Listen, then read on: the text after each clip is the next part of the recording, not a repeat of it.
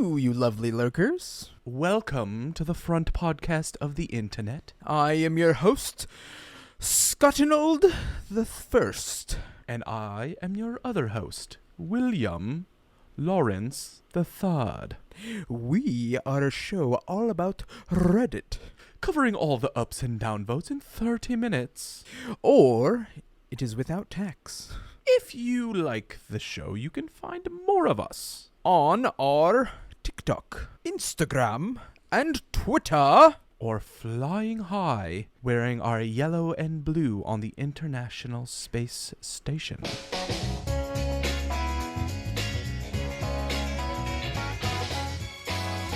That was maybe the worst rendition of a British accent I think anyone has ever done. Do you want to do it And again? you're welcome, internet. There's not getting any better than that, Scott. We don't get paid enough to do that, so that's what you get. That's what you get paid. Enough, based on that definition, would be anything except for zero. That is the free 99 version of British accents, and Well, clearly, if you couldn't tell, there is still a pandemic that seems to be rearing its ugly head across the globe.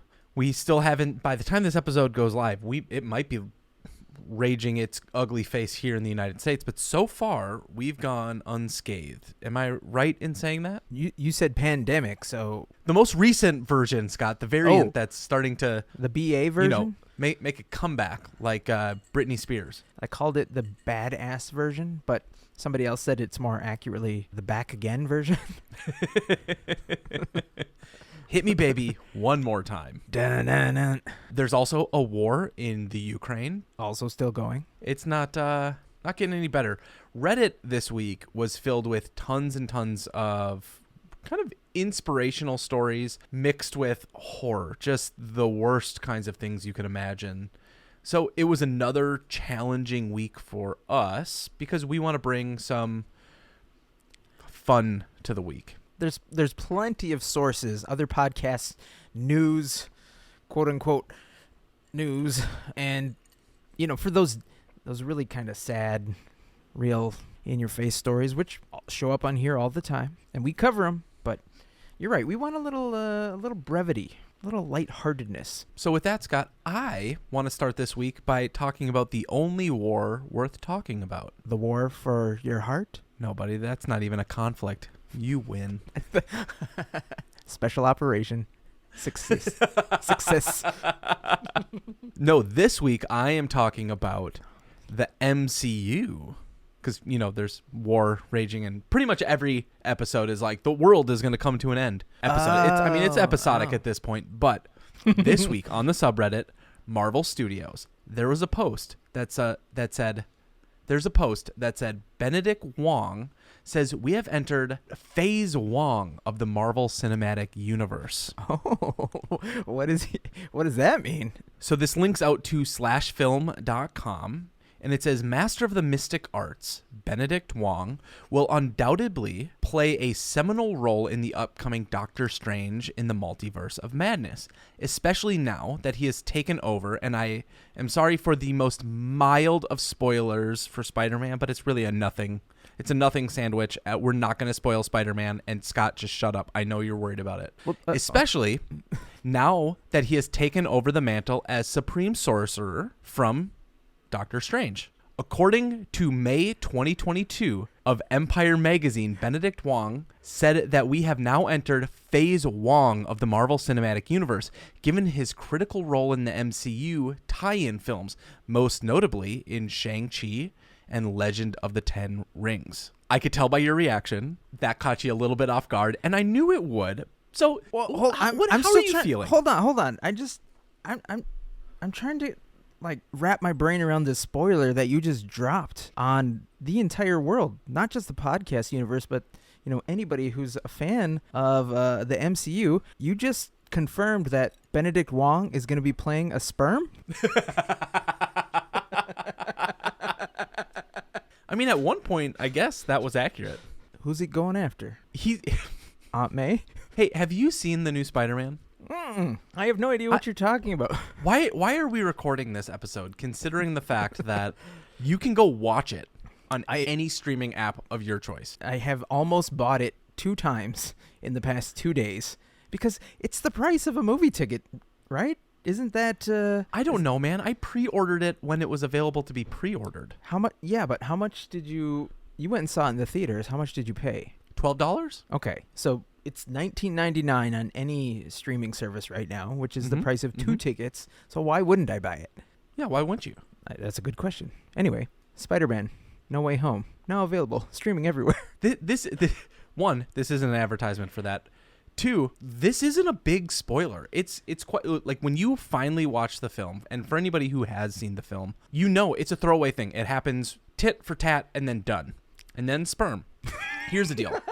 I want to know, do you think that Benedict Wong can hold down this pivotal role in the MCU, or what kind of changes would you want to see to this universe, knowing that we're going into this crazy phase for the next, I don't know, half a decade to a decade? I hope in this phase Wong that we see him as every single MCU character in the multiverse, because we know the multiverse has been introduced in, spoiler alert, Loki.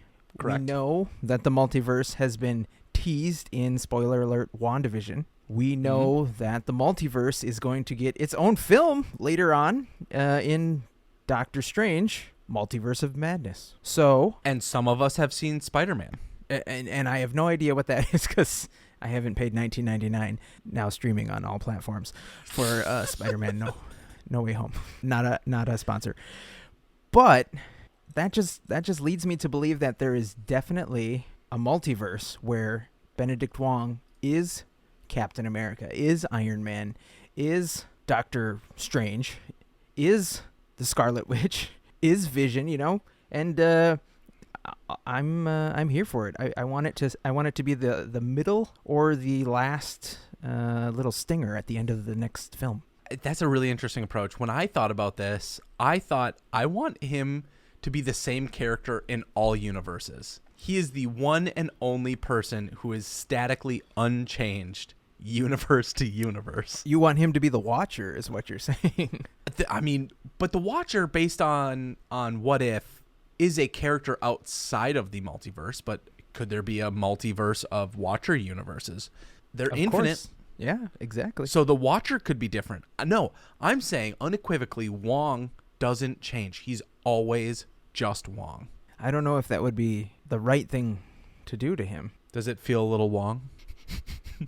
Needless to say, I think that what we're about to see, I think it has the potential to ruin a lot of people's interest in what has been created. Retcons are always hard. I just think that they've tried a lot of stuff, and it feels like they're now just willing to throw anything and everything in this universe to the point where it's going to be just forces of chaos for the next however many movies. And I think that's going to be a bit of a turnoff for people. Well, they always say it's darkest before the dawn.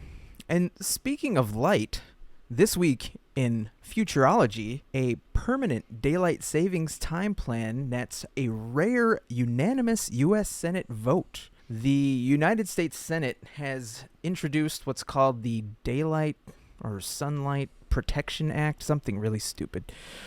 But it's the first time, I think, in, if I'm looking at my watch, U.S. history that they've all agreed on something.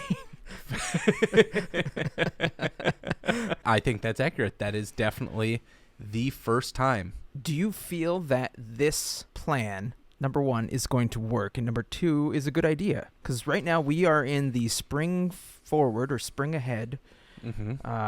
And to all our listeners overseas, I don't know if you have daylight savings plans like we do, so I do apologize if this is kind of specific. Yeah, you subscribe for $19.99 a month based on how you just said that.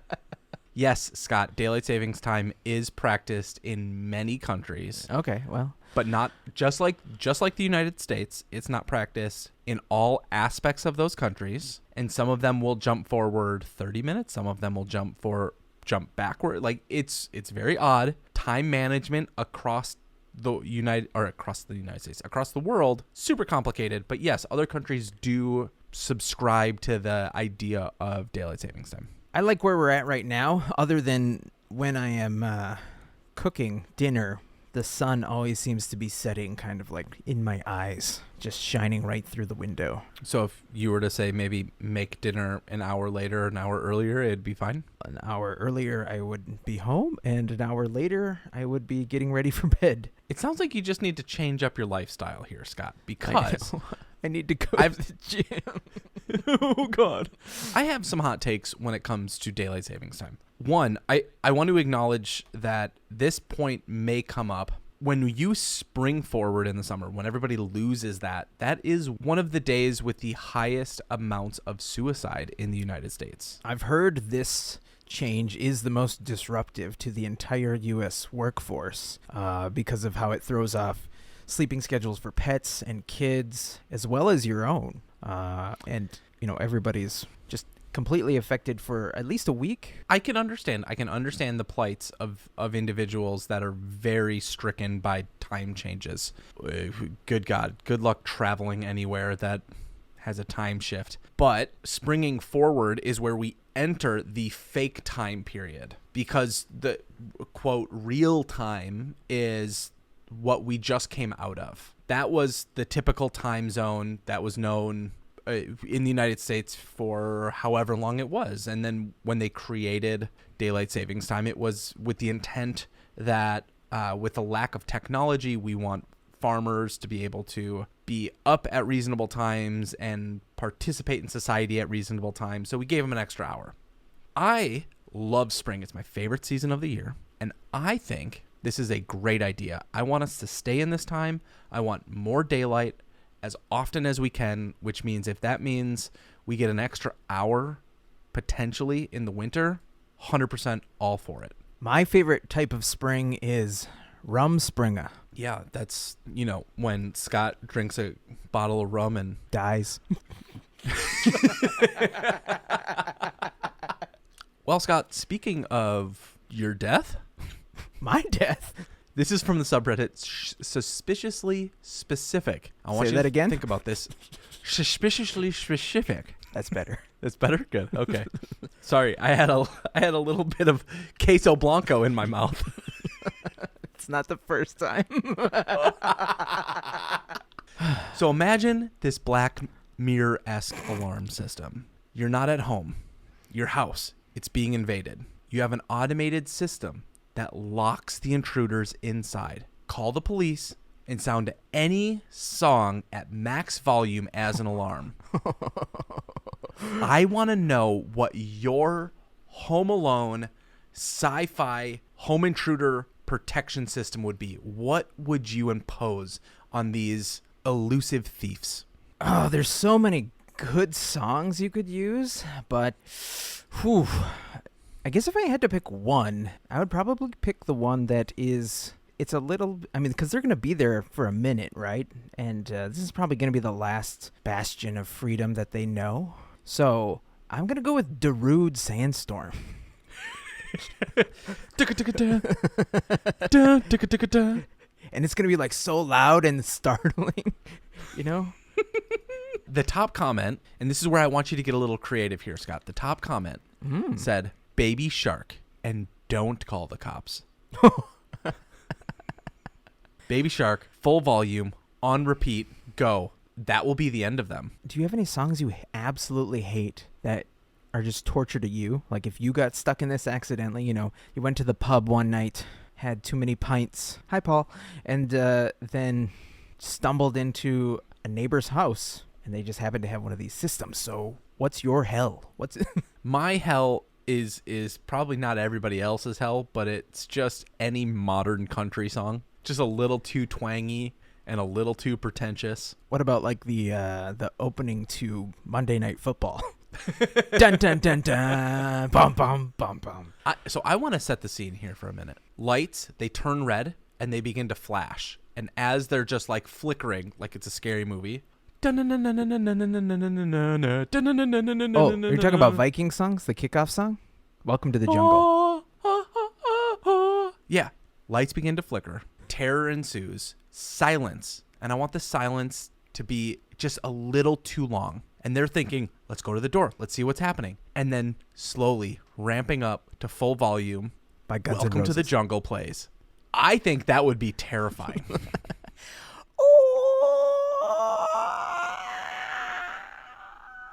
Ooh, another good one would be anything pretty much from the Interstellar soundtrack. Yes. Cranked up at full volume. The scene where he's trying to like dock with the spinning satellite station. Mm-hmm. That or the one where there's like a constant beeping on that planet when they get stuck in that the giant clicking. monsoon is coming in. Yep. Yeah, that would probably drive you crazy. Because here's the deal. If you played Sandstorm, I'm in it. I'm sitting down. I'm in my zone. It's my happy place. Now, in that future where we have that type of security system, do you think we ever hear from that person ever again? Or do they just go away forever? Because speaking of things we don't often hear about, this week in Ask Reddit, what's a NSFW history fact that we don't often hear about? I'm going to kick it off with one for you to ponder. Oh, no. Anton Leeuwenhoek, the father of microscopy, used his invention, the microscope, for those not playing at home, on his own sperm after one night with his wife. Sperm was unknown at the time, and he thought they were little people. What kind of microscope did he have, and what kind of weird-looking dude was this? I mean, I'm not all for body dysmorphia, but if you look at a sperm under a microscope, you think that looks like a human? Well, it's better than the ancient pharaohs of Egypt who would periodically masturbate into the Nile as a ritual of sorts to guarantee good harvests. Usually when I masturbate, I'm in denial as well. Oh, my God. A couple more here that are quite interesting, like the Brazilian emperor who built a huge Beauty and the Beast style personal library just so he could freely shag his mistress without being bothered. Can you imagine having so many books that you can just go hide and have sex with whomever you want? I think that's just called being a billionaire. Most of these are quite sexual. My favorite thing, I want to share this story. So I have once worked in the Mall of America. I think you have at some point as well. Mm-hmm. Would you agree that there's a lot of bathrooms? There are several, yes. There's several. There's several public bathrooms, but there's also a lot of private bathrooms for all of the different businesses. This isn't maybe close to home for us, but we know somebody collectively. I'll share this person after the fact. This person once shared with me an incredible story. While working in the Mall of America, they said, I have a goal, and my goal is to poop in every one of the bathrooms. All of them. Which means they had to go to all of the public bathrooms, occupy all of those seats, men and women, which they did. And then they went to all of the businesses and they would say like, hey, just an FYI, I work in this store. Our bathroom's out. I really don't want to use the public one. Can I use yours? And they were very convincing. I really hope he had a t-shirt made of all of the bathrooms, like a checklist, and then brought a Sharpie with him. He just comes out and he's like, now that I'm done, sign the shirt. Just like kind of unbuttons his outer shirt and just goes, check. He definitely had to get up and down a few times while going to those different stores. But with that, I think it's time to switch to our up and down votes. I want to keep this Mall of America train going one more time, Scott. Woo woo! Because two unlikely best friends met for the first time after being friends for 5 years, and they met up. And where did they go? They went to the Mall of America. And this, to me, is such a heartwarming story. Do you remember Vine? I do. I really do. And I miss it so much. Me too. You remember one of our friends who, he did pretty well for himself on Vine? I do. And I really miss him very much. Me too. Nick, come say hi to us. We miss you, buddy. Because this week on the subreddit Made Me Smile, there is a post that said a first date after 5 years of online friendship with the meme kid. It's so unbelievable to me that this is a real thing. But do you remember that the little girl that said, I smell like beef? Or, no. Look, it's bats. It's frickin' bats. Yes, I do remember that one. Okay. And then you remember the lovable Gavin? Yeah. You know, the one that looked at the meme little kid lizard. Yeah. Meme kid. Did you know that those two are best friends? And they would FaceTime each other every single day for the last 5 years. What? Well, she just flew to Minnesota to meet up with Gavin. Not only are they best friends, but then they went and hung out at Mall of America, which is something they said that they were going to do from day one. Aw, that's so cool. Well, my upvote of the week is also very heartfelt. It is the Governator, a.k.a. Arnold Schwarzenegger, recording a personal message for the Russian people. I've had nothing but affections and respect for the people of Russia. The strength and the heart of the Russian people have always inspired me. And that is why I hope that you will let me tell you the truth about the war in Ukraine and what is happening there. No one likes to hear something critical of the government, I understand that. But as a longtime friend of the Russian people, I hope that you will hear what I have to say.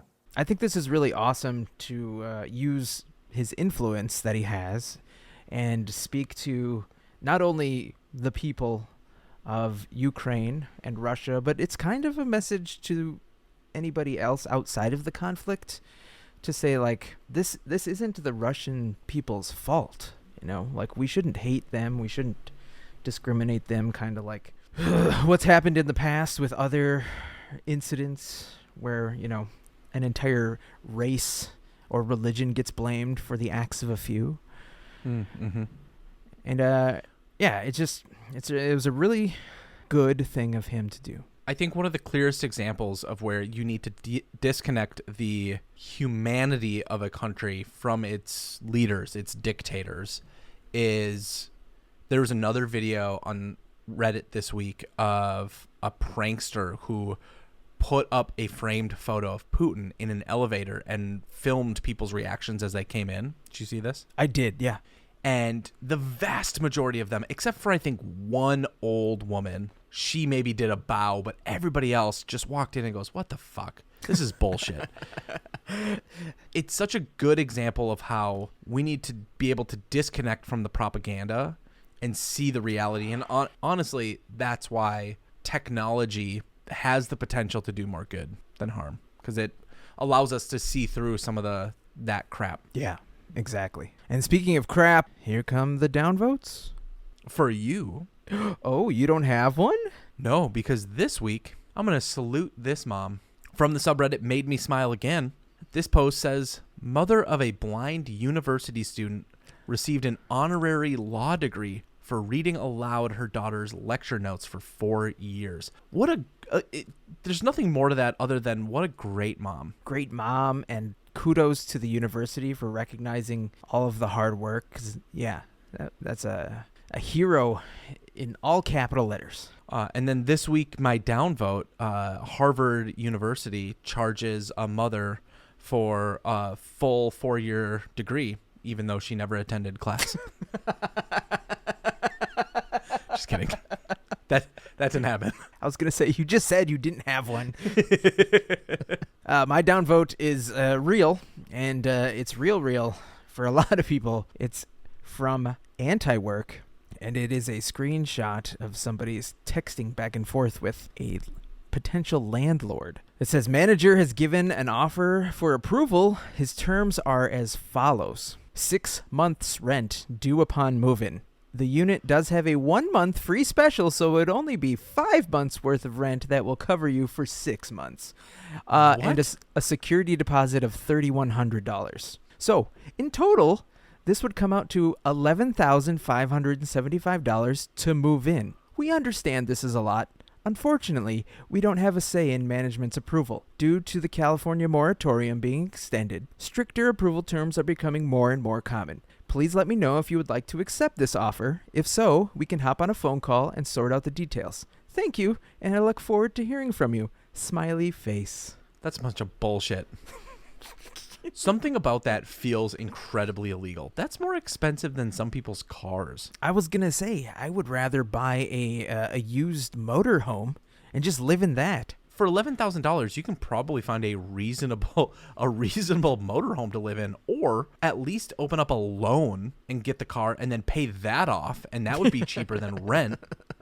Well, I guess next week you know where you're going to find us, on the road again. Thank you so much for hanging out with us this week. Find more of us on our socials. And remember, No matter what you're into, whether it's movie trivia, Ask UK, the perfect Pokemon game. or shit mum groups say. There's a sub for that. There is a sub for that. There's a sub for that.